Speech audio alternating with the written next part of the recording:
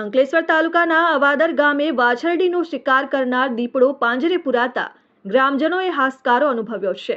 2 દિવસ પૂર્વે દીપડાએ ગામના એક ડેરી ફાર્મ પર હુમલો કરી 3 વાછરડીઓ પર હુમલો કર્યો હતો, જેમાં એક વાછરડીનો શિકાર થયો, જ્યારે અન્ય 2 પશુઓ ઈજાગ્રસ્ત થતા તેમને સારવાર માટે ખસેડવામાં આવ્યા હતા। ઘટનાના પગલે ગામમાં ભયનો માહોલ ફેલાયો છે। ગ્રામજનોની રજૂઆત બાદ અંકલેશ્વર વન વિભાગની ટીમે સ્થળ પર પાંજરું ગોઠવી દેખરેખ વધારી હતી। સતત મોનિટરિંગ બાદ દીપડો પાંજરામાં પુરાયો હતો। દીપડો પકડાતા મોટી સંખ્યામાં ગ્રામજનો સ્થળ પર એકત્ર થયા અને વન વિભાગને જાણ કરતા વન વિભાગનો સ્ટાફ સ્થળ ઉપર દોડી આવી આજે પાંજરે પુરાયેલ દીપડાને અંકલેશ્વરની શાલીમાર નર્સરી ખાતે લાવી તબીબી તપાસ બાદ સલામત સ્થળે છોડી મૂકવાની તજવીજ હાથ ધરી છે। નમસ્કાર, હું બીયુમોપ સામાજિક વનીકરણ રેન્જ અંકલેશ્વર વન વિભાગ ભરૂચ।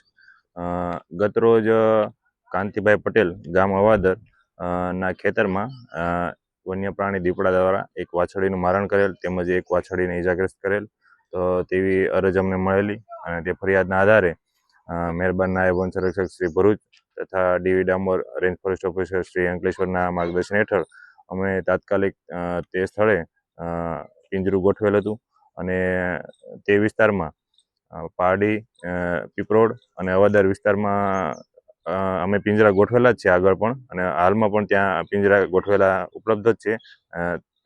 પારડી પીપરોડ ગામના સરપંચની પણ અગાઉ અમને ફરિયાદ મળેલ કે આ ગામમાં સતત દીપડો આંટાફેરા મારે છે, તેથી ગામ લોકોમાં ભયનો માહોલ હોય, તો તે અનુસંધાને અમે ત્યાં પિંજરા ગોઠવી અને જે દીપડાને ટ્રેપ કરવાની અને તેને સુરક્ષિત રીતે રેસ્ક્યુ કરવાની કામગીરી હાથ ધરેલ હતી।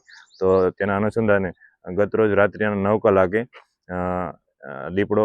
વન્ય પ્રાણી દીપડો પિંજરે સુરક્ષિત રીતે પુરાયેલ છે। તો તેની આગળની કાર્યવાહી મહેરબાન નાયબ વન સંરક્ષક શ્રી ભરૂચના માર્ગદર્શન હેઠળ તબીબી ચકાસણી સહિતની આગળની ધોરણસરની કાર્યવાહી હાલ હાથ ધરેલ છે। Dharmesh Patel, RN news, Ankleshwar.